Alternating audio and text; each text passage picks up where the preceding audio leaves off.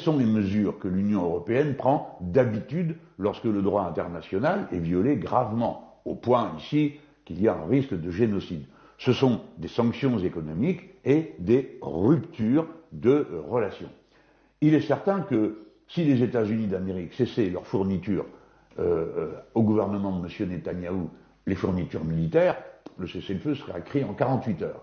De la même manière, si l'Union européenne prend des sanctions économiques, eh bien, le degré de dépendance de l'économie d'Israël à l'égard de l'Europe est 10 fois, 100 fois supérieur à ce qu'est celui, par exemple, de la Russie, qui a réussi à se glisser entre les sanctions, comme on le savait tous, sans trop de dommages pour elle. Et dès lors, les gouvernements de l'État d'Israël devraient réfléchir aux conséquences des actes qui sont posés. Voilà pourquoi je pense que l'Union européenne doit prendre des mesures. Et la France, c'est pareil. Et la France, pourquoi? Embargo sur les armes, pour commencer.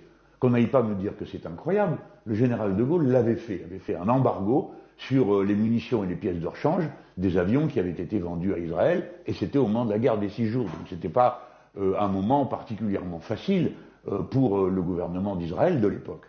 Ensuite, il y a l'interdiction pour les Français de participer à une guerre dont il est établi qu'elle a des risques génocidaires importants. Ça veut dire que tous les Français, y compris les binationaux, ne doivent pas participer à la guerre qui a lieu là-bas, puisqu'elle comporte des risques génocidaires.